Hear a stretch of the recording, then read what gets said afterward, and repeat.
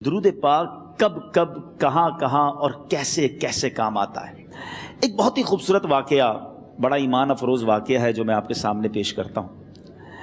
ایک دوست نے اپنے ایک دوسرے دوست کو قرض دیا، اور جب اس نے قرض دیا تو وہ قرض ایک بڑی اماؤنٹ تھی، 3000 دینار۔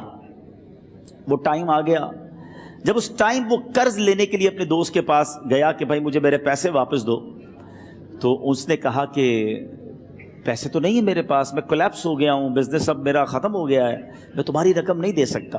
اس نے ایک اور ٹائم دے دیا اسے کہ ٹھیک ہے اب اتنے وقت دنوں کے بعد میں دے دوں گا۔ وہ ٹائم بھی گزر گیا، اور جب وہ ٹائم بھی گزر گیا تو اس کے بعد اس دوست نے کہا کہ اب تو پیسے دے دو بھائی، میرا ٹائم پورا ہو گیا ہے۔ پھر نہ دے سکا ٹائم۔ آخر کار معاملہ جو ہے وہ کورٹ میں چلا گیا، قاضی کے پاس چلا گیا۔ اب قاضی نے جس کو پیسے دینے تھے اس کو بلایا اور کہا کہ بھائی آپ کو اس کے پیسے دینے ہیں؟ کہتا ہے ہاں پیسے تو دینے ہیں۔ تو کہا پھر دیتے کیوں نہیں ہو؟ کہا پیسے ہیں ہی نہیں، کاروبار ہی ختم ہو گیا ہے، قرضہ تو لیا تھا، اب میرے پاس بچا ہی کچھ نہیں ہے۔ تو کہا اچھا اب یہ بتاؤ کہ کب دو گے، کیسے دو گے؟ اس نے کہا بس میرے پاس پیسے ہی نہیں ہیں۔ تو کہا اب تمہارے پاس 30 دن کا ٹائم ہے، 30 ڈیز میں یا تو اس کے پیسے لوٹا دو یا 30 دن کے بعد تمہیں قید کر دیا جائے گا۔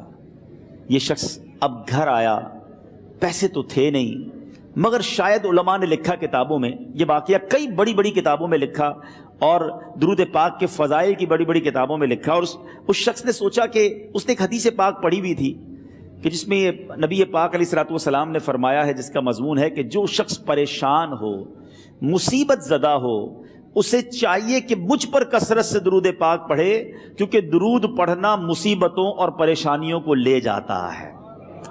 اب اس عاشق رسول نے سوچا اور تو کچھ ہے نہیں، اب میں درود پاک پڑھنا شروع کرتا ہوں۔ صبح سے لے کر شام تک وہ درود پاک پڑھنے لگ گیا۔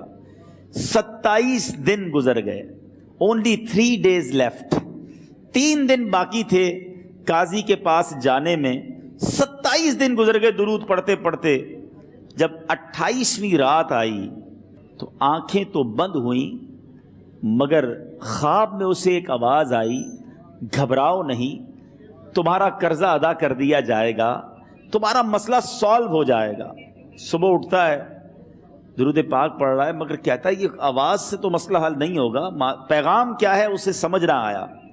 28واں دن گزر گیا، 29ویں رات آ گئی، مگر اب آنکھیں بند ہوئیں اور قسمت جاگ اٹھی۔ نبی پاک صاحب لولاک صلی اللہ تعالی علیہ وسلم خواب میں تشریف لائے۔